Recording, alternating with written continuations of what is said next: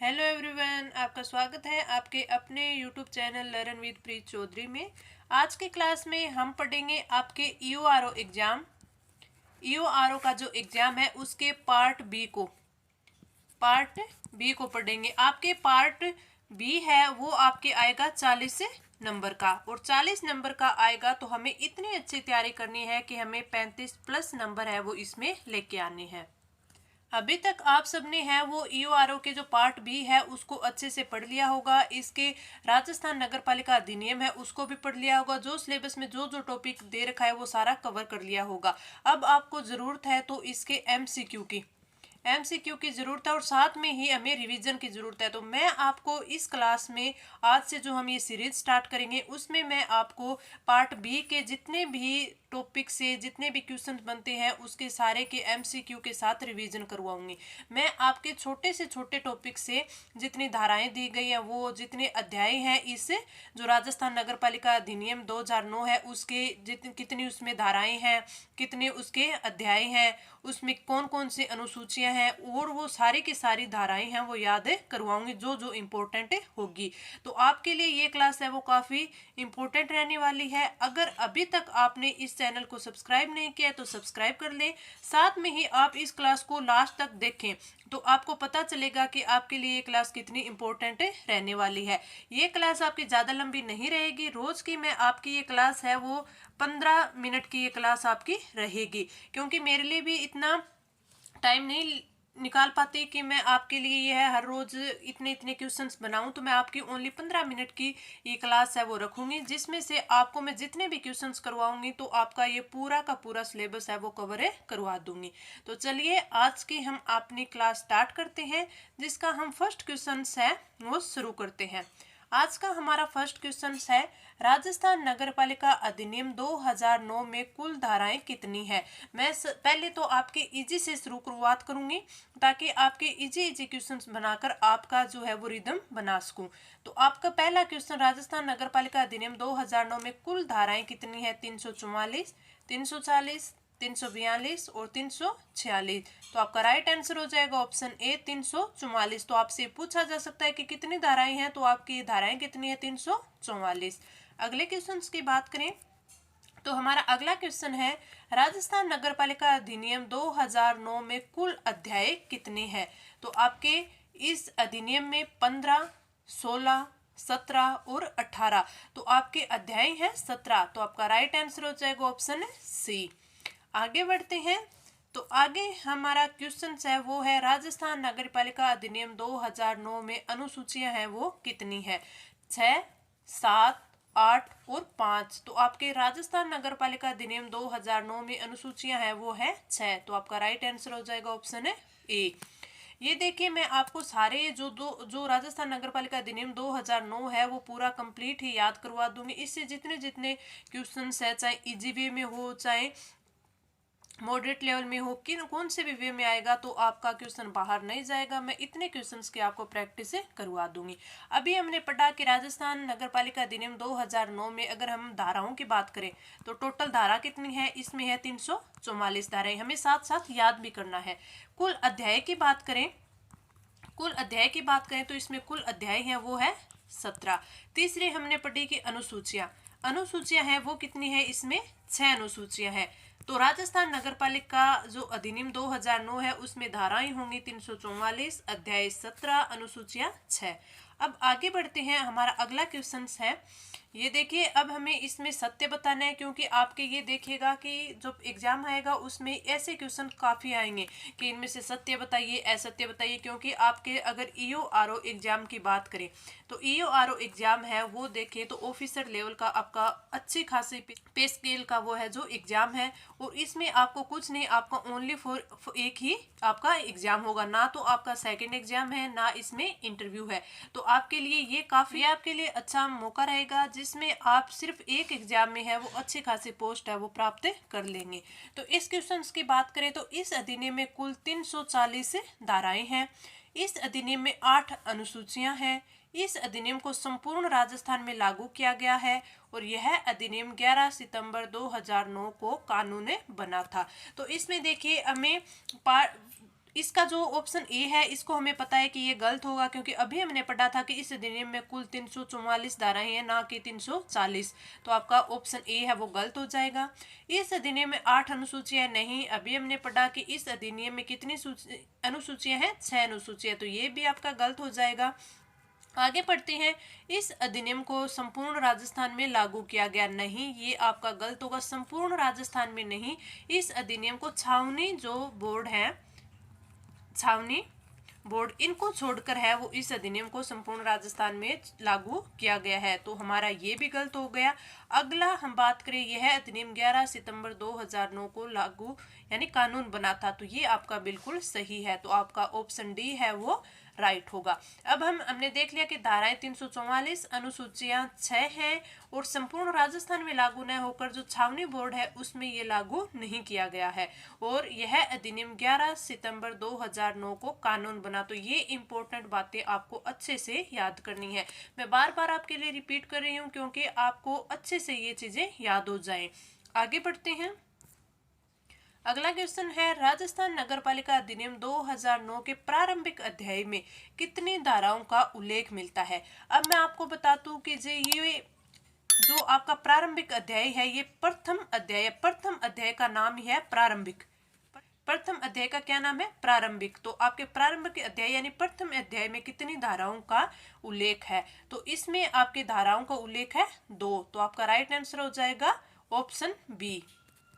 अब इसके प्रथम अध्याय है उसमें हमने ये तो बता दिया कि इसमें 2 धाराओं का उल्लेख किया गया है, तो इसमें 2 धाराओं को उल्लेख किया गया है। तो जो प्रथम धारा है उसमें क्या लिखा हुआ है, उसमें आपके संक्षिप्त नाम दिया हुआ है, इसका प्रसार दिया हुआ है, कहाँ का प्रसार होगा, और ये प्रारंभ हुआ कब हुआ, प्रारंभ, तो ये दिया गया है।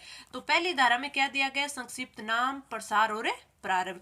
दूसरी धारा की बात करें तो दूसरी धारा में है इसकी परिभाषा दी गई है। तो ये आपके लिए इंपॉर्टेंट हो सकता है कि इसमें पूछा जा सकता है कि कौन से अध्याय में कौन सी धारा में इसकी परिभाषा दी गई है, इसके संक्षिप्त नाम और इसके प्रसार यानी कहाँ कहाँ ये जो अपनी नगर पालिका नगर परिषद होगी कहाँ कहाँ होगी, इनका प्रसार कितना होगा, तो ये आपके किस में दिया गया, धारा 1 में, धारा 2 में इसकी परिभाषा दी गई, तो ये आपसे पूछा जा सकता है।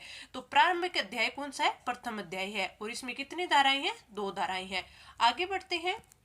हमारा अगला क्वेश्चन है, हमें सुमेलित करना है। सुमेलित करना होगा, नीचे हमें कूट दिया हुआ होगा और हमारे ऑप्शन होंगे ए, बी, सी और डी, जिसमें भी हमारा जो कूट होगा वो सही होगा, हमें उस पर क्लिक करेंगे। तो हमारी धारा फर्स्ट दे रखी है इस साइड, धारा 2, धारा 3 और धारा 6, और इनमें कौन कौन सी बातें लिखी हुई है ये इस साइड दी गई है। तो अभी हमने बात की थी पिछले ही क्वेश्चन में कि धारा फर्स्ट है उसमें क्या लिखा है, संक्षिप्त नाम दिया हुआ है, प्रसार और प्रारंभ दिया गया है, तो आपके धारा फर्स्ट इसमें तो ये आ जाएगा, थर्ड हो जाएगा। अब बात करें हम धारा 2, तो अभी हमने बात की कि धारा 2 में क्या दी गई है, परिभाषाएं दी गई है, तो आपका 2 में ये आ जाएगा, फर्स्ट आ जाएगा। धारा 3 की बात करें तो धारा 3 है उसमें नगर पालिकाओं का परिसीमन है वो दिया गया है, तो आपके धारा 3 यानी आपके थर्ड में क्या आ जाएगा, 2 आ जाएगा। अब बात करें धारा 6, तो धारा 6 में नगर पालिका की संरचना दी गई है। नगर पालिका की संरचना मीन्स कि इसमें जो निर्वाचित सदस्य होते हैं वो कौन कौन से होते हैं, पर जो मनोनीत सदस्य होते हैं वो कौन कौन से होते हैं, जैसे आपके नगर पालिका में कितने होते हैं, नगर परिषद में, नगर निगम में, ये सारे मैं आपको डिटेल से आगे बताऊंगी और क्वेश्चंस के हिसाब से मैं आपको याद भी करवा दूंगी। तो आपको ये याद रखना है। अभी धारा आपकी 4 है वो इंपॉर्टेंट नहीं थी, तो इसलिए मैंने आपकी धारा 6 दी है। इसमें धारा फर्स्ट में क्या है, संक्षिप्त नाम, प्रसार और प्रारंभ। धारा 2 में परिभाषाएं हैं, धारा 3 में नगर पालिकाओं का परिसीमन है, और धारा 6 में नगर पालिका की संरचना दी गई है। अब आगे हम बात करें, हमारा अगला क्वेश्चन है, नगर पालिका के परिसीमन के संदर्भ में सत्य कथन है। अब आपको ये तो पता चल गया कि नगर पालिका के परिसीमन है वो किस में है, धारा किसमें है, धारा 3 में दिया हुआ है, तो आपको नगर पालिका के परिसीमन है। अब ये पूछ रहा है कि संदर्भ में सत्य कथन हमें बताना है कि सत्य कौन सा है। तो इसमें फर्स्ट ऑप्शन है कि कोई भी स्थानीय क्षेत्र नगर पालिका घोषित नहीं किया जा सकता, यानी नहीं किया जा सकता दे रखे और हमें क्या बताना है, सत्य कथन बताना है। तो ये तो गलत हो गया, क्योंकि कोई भी स्थानीय क्षेत्र जैसे कोई गांव हो गया तो उसे भी नगर पालिका घोषित किया जा सकता है अगर वो नगर पालिका की जो सारी टर्म्स एंड कंडीशन है वो फुलफिल करता हो। तो ये हो सकता है कोई भी स्थानीय क्षेत्र है वो नगर पालिका घोषित किया जा सकता है, तो ये आपका गलत हो गया, ये सत्य नहीं हो सकता। किसी भी नगर पालिका को विघटित किया जा सकता है, विघटित मतलब समाप्त किया जा सकता है, तो ये भी किया जा सकता है, यानी इसमें ये इसने सही दे रखा है, तो आपका राइट आंसर हो जाएगा ऑप्शन बी। अब हम सी और डी की भी बात कर लेते हैं। एक नगर पालिका को दो भागों में विभक्त नहीं किया जा सकता, नहीं दे रखा है, यानी ये गलत होगा। अब देखिए कोई नगर पालिका है वो बड़ी है तो उसको दो भागों में विभक्त किया जा सकता है, तो ये आपका गलत है। अगला है कोई भी स्थानीय क्षेत्र नगर पालिका से बाहर नहीं किया जा सकता है, नहीं किया जा सकता है। जैसे भी कोई भी नगर पालिका है उसके एक पार्ट को है वो अलग किया जा सकता है। जिस प्रकार किसी गांव, जैसे कोई ये नगर पालिका होगी, इस साइड में कोई गांव है तो उसको अगर ये जो गांव है ये नगर पालिका के, यानी जो राजस्थान नगर पालिका अधिनियम है उसकी सारी टर्म्स एंड कंडीशन फॉलो करता है, तो इसको नगर पालिका में शामिल किया जा सकता है। जैसे कोई गांव हो गया, उसके जो इसमें जो पहले तो गांव था उसमें पंचायती, जो राजस्थान के पंचायती अधिनियम था उसके जो इसमें नियम थे वो फॉलो होते थे। अब अगर ये नगर पालिका के अंदर आ जाएगा तो इसमें ये नहीं होगा कि जो सरपंच उप सरपंच थे उनको अपने पद से हटा दिया जाएगा, उनको भी सदस्य अकाउंट है वो कर लिया जाएगा जब तक इससे नगर पालिका क्षेत्र के चुनाव नहीं होते। तो ये सब भी मैं आपको पूरे आगे डिटेल से बताऊंगी। तो इसका हमारा राइट आंसर हो जाएगा ऑप्शन बी कि किसी भी नगर पालिका को विघटित किया जा सकता है, यानी समाप्त है वो किया जा सकता है। आगे बढ़ते हैं, हमारा अगला क्वेश्चन है, ये मैं आपको पार्ट बी है वो करवा रही हूँ, आपके पार्ट बी है वो करवा रही हूँ, पार्ट बी है वो मैं पूरा कवर करवा रही हूँ। साथ में अगर हम जीके की बात करें तो जीके के लिए आप हमारे टेलीग्राम ग्रुप को ज्वाइन कर लीजिएगा, क्योंकि वहाँ पे मैं आपको राजस्थान का, चाहे आपके आर्ट कल्चर हो, आपके पॉलिटी हो, आपका करंट अफेयर्स हो, इसके सारे फैक्ट्स है वो मैं डालती रहती हूँ, बार बार डालती हूँ ताकि आपके आंखों के सामने बार बार आए तो वो चीज़ें आपकी याद होती जाए। और साथ में उनको कई होती हैं उनकी ट्रिक्स भी डालती रहती हूँ, और जो भी इंपॉर्टेंट टॉपिक होती है कि हाँ इनमें क्वेश्चन बनता ही बनता है वो ही मैं आपको बार बार डालती रहती हूँ। साथ में कोई भी न्यू अपडेट होती है वो भी मैं अपने टेलीग्राम पे सबसे पहले डाल देती हूँ। जैसे कोई न्यू वैकेंसी हो गई, न्यू नोटिफिकेशन आएगा, उनका रिजल्ट आता है, आंसर की आती है, कोई भी न्यू अपडेट होती है मैं सबसे पहले डालती हूँ। तो आपने अभी तक हमारे टेलीग्राम ग्रुप को ज्वाइन नहीं किया है तो आप जरूर ज्वाइन कर लें। अगले क्वेश्चन की बात करें तो हमारा अगला क्वेश्चन है कि नगर पालिका जो नई बनाई गई है, इसमें आप ध्यान रखिएगा नई बनाई गई है, उसका चुनाव कितने समय में किया जाना चाहिए। नियत दिन से 6 माह के भीतर, नियत दिन यानी जिस दिन आपकी नगर पालिका बनी है, नियत दिन से 1 साल के भीतर और कभी भी किया जा सकता है, या फिर नियत दिन से 2 साल के भीतर। अब आप मान लीजिए कोई नगर पालिका है, जैसे कोई 2 गांव थे, ये अपने नगर पालिका के जो टर्म्स एंड कंडीशन है वो फॉलो करते हैं, तो इनको नगर पालिका बनाया गया है। तो इस नई जो न्यू नगर पालिका बनी है तो इसके चुनाव है वो कितने टाइम में, कितने समय में किए जाएंगे। तो आपका राइट आंसर हो जाएगा ऑप्शन ए, नियत दिन से 6 माह के भीतर करवाए जाएंगे। और अब ये मान ले कि 6 माह तक इसका जो संचालन है वो कौन करेगा, तो इन गांव के इस गांव के जो सरपंच थे, तो जो सरपंच उप सरपंच है उनको सदस्य के रूप में है वो इनमें रखा जाएगा। बाद में जब चुनाव होंगे तो हो सकता है कि उन्हें ही कोई अध्यक्ष उपाध्यक्ष बना दिया जाए, लेकिन वो चुनाव के बाद की बात है। आगे बढ़ते हैं हम, हमारा अगला क्वेश्चन है, नगर पालिका क्षेत्र के सीमा चिन्ह का निर्धारण कौन करता है। यानी ये नगर पालिका है आपकी, तो इसके भी इतनी नगर पालिका होगी, इतनी होगी कि कितनी होगी, ये जो सीमा चिन्ह है वो सीमा का निर्धारण है वो कौन करता है। नगर पालिका खुद करती है, विधानसभा, जिला प्रमुख और जिला कलेक्टर। तो आपका राइट आंसर है वो हो जाएगा जिला कलेक्टर, ऑप्शन डी। जिला कलेक्टर है वो नगर पालिका क्षेत्र के सीमा चिन्ह का निर्धारण है वो करता है। क्यों करता है, क्योंकि अगर नगर पालिका खुद ही करने लग गई, नगर निगम मान लीजिए या ये जो बोर्ड होगा खुद करने लग गया, तो ये तो अपनी सीमा है वो बढ़ा भी सकता है, घटा भी सकता है, यानी ज्यादा दूर में भी कर सकता है कि हाँ इतनी इतनी दूर में नगर पालिका होगी। तो जो इसका निर्धारण है वो करेगा जिला कलेक्टर। तो ये आप ध्यान रखिएगा कहीं आप जल्दबाजी में नगर पालिका इसका जो राइट आंसर है वो ना कर दें। आपका राइट आंसर हो जाएगा जिला कलेक्टर है वो इसकी सीमा का चिन्ह है करता है। अगर आपसे ये पूछ ले कि नगर पालिका में जो भी मतलब जो भी व्यय होते हैं, खर्च होती हैं, उनका जो व्यय वो कौन करता है, तो वो आप नगर पालिका देखेंगे कि वो कौन करता है, नगर पालिका करते हैं। जैसे नगर पालिका क्षेत्र के जो सीमा चिन्ह है उनका निर्माण हो रहा है, उनका अनुरक्षण हो रहा है, निर्माण और अनुरक्षण के जो खर्च होगा उसका व्यय है वो कौन करता है, वो करता है नगर पालिका। लेकिन नगर पालिका क्षेत्र के सीमा चिन्ह का निर्धारण है वो करेगा जिला कलेक्टर। तो आपका राइट आंसर हो जाएगा ऑप्शन डी। अगले क्वेश्चन की बात करें हम, तो आपका अगला क्वेश्चन है, नगर पालिका की स्थापना और निगमन का उल्लेख है वो किस धारा में किया गया है? धारा 4, 5, 6 और 7। तो आपका राइट आंसर हो जाएगा ऑप्शन बी। धारा 5 है उसमें नगरपालिका की स्थापना और निगमन का उल्लेख किया गया है। तो आपको ये थोड़ा है वो ध्यान रखना है। आगे बढ़ते हैं। हमारा अगला क्वेश्चन है कि नगर पालिका अधिनियम 2009 के अनुसार कितनी जनसंख्या पर नगम निगम क्षेत्र का गठन किया जाएगा? ये बताने से पहले मैं आपको थोड़ी सी एक चीज समझाती हूँ। इसमें देखिएगा कि अब नगर पालिका, हम नगर पालिका को 3 पार्ट में पढ़ते हैं या 3 पार्ट में देखते हैं। जैसे नगर पालिका हो गई, इसके 3 पार्ट कौन कौन से? एक तो नगर पालिका बोर्ड हो गया, नगर पालिका बोर्ड, नगर पालिका बोर्ड हो गया। दूसरा क्या होता है? दूसरा होती है नगर परिषद, दूसरी आपकी होती है नगर परिषद। और तीसरे की बात करें तो आपका होता है नगर निगम। इसको मैं सीधा निगम लिख देती हूँ, तो नगर निगम। इसमें हम देखें तो इसमें जो आपका नगर पालिका बोर्ड होता है वो होता है संक्रमणकालीन क्षेत्र। ये आपका होता है संक्रमणकालीन क्षेत्र, यानी संक्रमणकालीन क्या होगा? जिसका विस्तार होता हो। जैसे पहले कोई छोटा क्षेत्र होगा यानी लघु क्षेत्र होगा, फिर ये बढ़ेगा, यानी गांव से शहरों की ओर बढ़ते हैं तो ये बढ़ेगा, तो यानी नगर पालिका का है वो है विस्तार हो रहता है, यानी संक्रमणकालीन क्षेत्र। तो वो कौन सा होता है? नगर पालिका बोर्ड होता है। ये आपसे पूछा जा सकता है कि कौन सा क्षेत्र है वो संक्रमणकालीन क्षेत्र होता है। तो जो नगर पालिका बोर्ड होता है वो संक्रमणकालीन क्षेत्र होता है। अगली बात करें नगर परिषद, तो नगर परिषद को क्या बोलते हैं? लघुत्तर नगरीय निकाय। इसको क्या बोलते हैं? लघुत्तर नगरीय निकाय।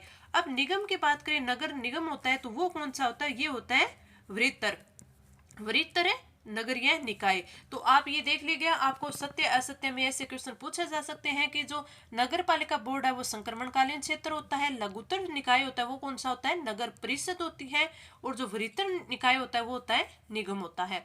अब इसमें आपसे ये भी पूछा जा सकता है कि कौन कौन से, जैसे नगर पालिका बोर्ड में कितनी जनसंख्या हो सकती है? तो नगर पालिका बोर्ड होता है, मैं आपको बता देती हूँ। नगर पालिका बोर्ड में अगर जनसंख्या की बात करें तो इसमें जनसंख्या होती है 20,000 से आपकी 1 लाख तक, 1 लाख तक जो जनसंख्या होगी वो होगा नगर पालिका बोर्ड। नगर परिषद की बात करें तो इसमें 1 लाख से 5 लाख तक जो जनसंख्या आती है वो होता है नगर परिषद। नगर निगम की बात करें तो इसमें 5 लाख से अधिक जो होगी वो होगा नगर निगम। तो ये आप अच्छे से याद रखिएगा, क्योंकि इसमें भी काफी बार एग्जाम में पूछा जा सकता है कि नगर पालिका बोर्ड की कितनी है वो जनसंख्या होनी चाहिए, नगर परिषद की कितनी होनी चाहिए। तो नगर पालिका बोर्ड की 20,000 से 1 लाख तक, नगर परिषद की 1 लाख से 5 लाख तक, और नगर निगम की 5 लाख से ऊपर। और इसी में एक चीज और है कि जो राज्य सरकार है वो सदस्य मनोनीत करती है।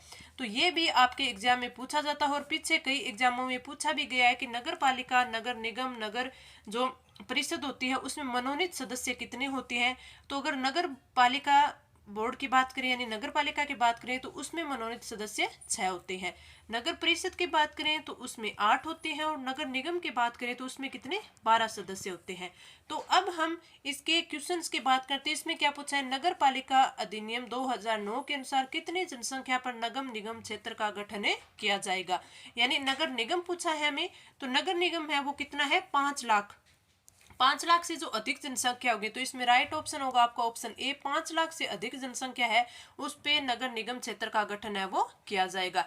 ये मैंने आज के आपको क्वेश्चन करवाए हैं। अगर आपको क्लास अच्छी लगी है तो आप लाइक करेंगे, और आप पूरा भी जो क्लास है ये देखिए, और फिर आपके कमेंट करके बताइए कि आपको क्लास कैसी लगी, और साथ में ही इसमें से आपके कितने क्वेश्चंस है वो सही हो रहे हैं। क्योंकि अभी तक आपने ये जो अधिनियम वगैरह है वो सारे पढ़ लिए हैं, क्योंकि जो भी बच्चा EORO की तैयारी कर रहा है उसने अच्छे से ये पढ़ लिए हैं। तो अब आपको क्या है? प्रैक्टिस करनी है, और आपको बताना है कि इसमें से कितने क्वेश्चंस है वो आपके सही हुए। तो इस क्लास में इतना ही। धन्यवाद।